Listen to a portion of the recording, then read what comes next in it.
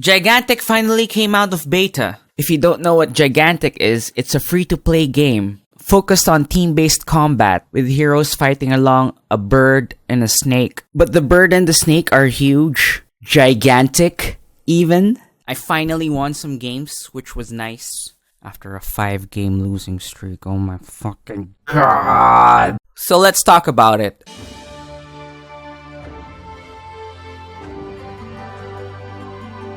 It's a fun game, but there's a learning curve, I won't lie. I think it's because it's different from any MOBA I've ever played. The only one I've played online that I could reasonably compare it to was Paragon, and even then, I don't think it's a fair comparison because the only thing they have in common is that it's 3D. I'll compare it, but let's talk about their granddaddy, Dota. Now we can fight as warriors. It is the basis of all combat.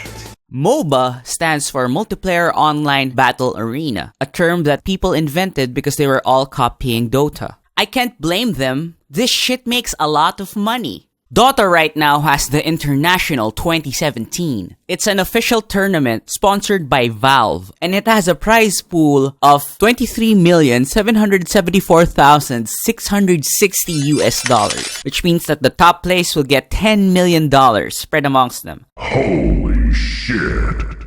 Which is higher than it was last year, which was $20 million. There are several other tournaments in the world with a lot of money on the line. If it works, why not do the same style but not copying it outright, you know?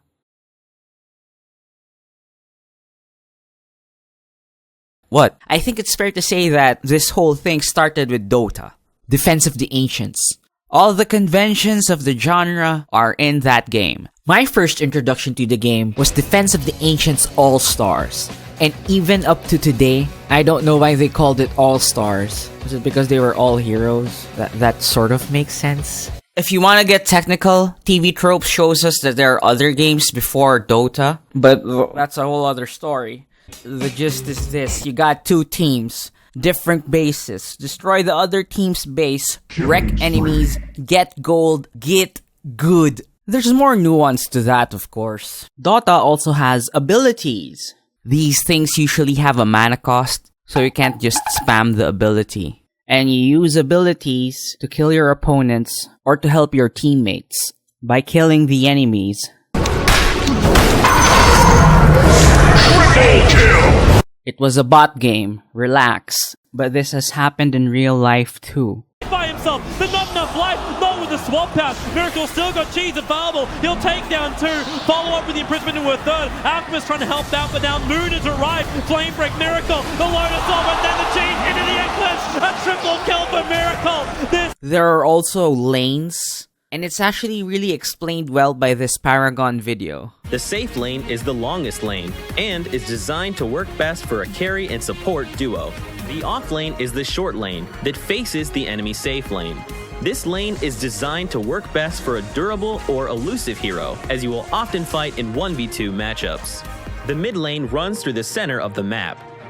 Designed for a 1v1 matchup, this lane provides the best source of experience and card power. Also, we have team composition, hard counters, item picks, last hitting, jungling, what's strong in the current metagame, and so on and so forth. Paragon is essentially Dota, but in 3D. Well, Dota is in 3D, but what I mean is that there's this sense of verticality. To illustrate, I will use the hero Batrider. Got a bat's eye view of the battle! Really? Fucking really? When Batrider uses the skill Firefly, it elevates him and it allows him to pass unpassable terrain. So you think he's elevated, right? You can still stun him. You can still attack him if you're a melee hero, and you can kick his ass. So instead of it actually being like this, it's more of this. But in-game, there are certain places that the character walks up to a ledge. I agree with what this guy said. There is some sort of Z-axis, but they don't apply it to the characters, sort of. Because if you have a flying character that is actually elevated in-game, the only persons that could hit him would probably be ranged characters. The only thing that matters in Dota is to see the enemy and you can attack him if you can reach him. In Paragon, you could use the high tier advantage. Jump over enemies, shit on them with your ults. It's great. Paragon also follows the conventions of Dota pretty well. It even has items, but they do it differently from Dota. In Dota, you can kill heroes, kill creeps, or destroy buildings to get gold. Earn enough gold, and you can buy items. You could use these items to help yourself win the game. In Paragon, you get card points for the same things that I've mentioned earlier in Dota.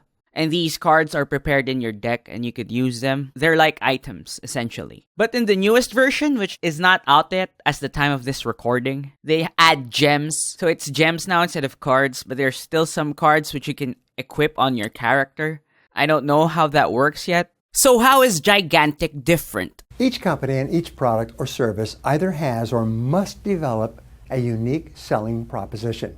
Well, the conventions of the genre, they say fuck that. There are lanes, sort of, but there aren't any creeps. And you don't get any items in this game either.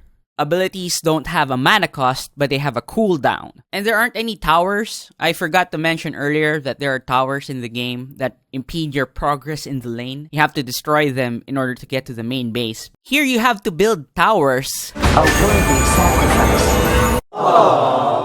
You have to build these cute creatures in certain points in the map, and these creatures collect power orbs. You can also gain power orbs by killing enemy heroes. Or you could kill enemy creatures also. And if you power up to 100, your guardian can attack the other guardian. You what, mate? But that's not enough. You have to damage the creature yourself. Or, if there's an auto wound, the creature automatically gets wounded. You can get an ultimate by building up your focus. You build focus by just attacking people. And ultimates are game changers depending on when you use them. But you could also use this focus to power up your creature. So it's a trade-off. The creatures also have a purpose. The bloomers heal, the dog detects invisible enemies, and the cyclops blocks off paths. There are other creatures, but I haven't unlocked them yet.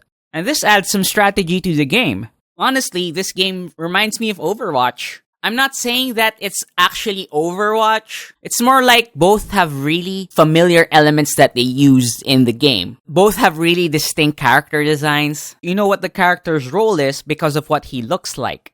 Assassin, tank, bastion.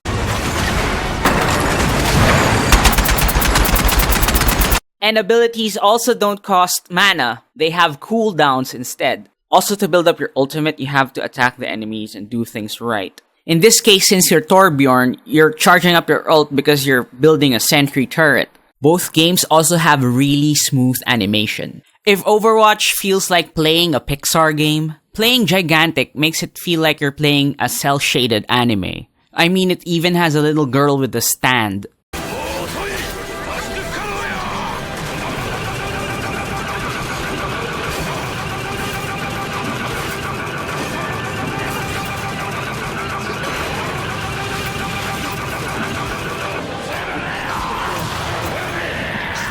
Gigantic also has this blue bar. It's your stamina. Stamina meter? Is this a Souls game now? Is this the Dark Souls of MOBA?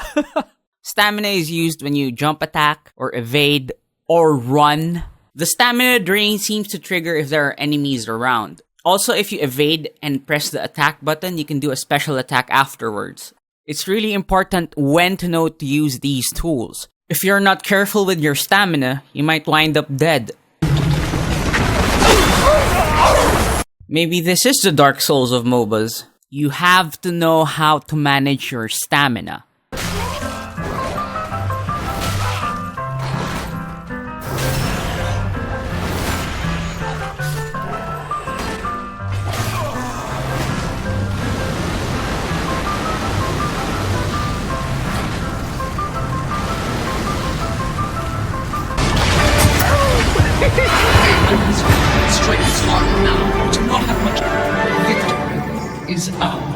Gigantic is a fun game that is really skill-based. As such, you have to put a lot of time before you get good at it.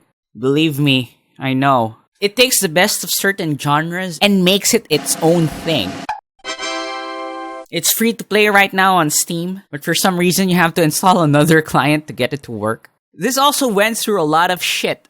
For some reason, they signed up to Microsoft, and that's not a good idea most of the time. You know, maybe charging $50 back in 2002 when the consumer didn't know anything about that, you know, it was just coming out.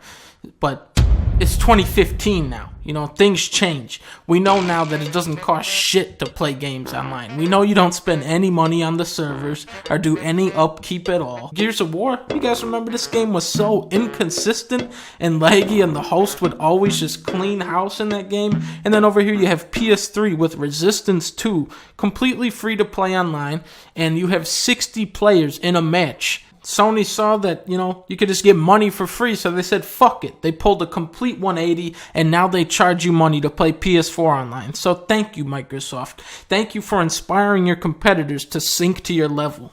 I encourage you to try it out if you can. That's it for now, guys. I'm gonna release Jessica Jones next week, I promise. Thanks for watching, and I'll see you on the next one.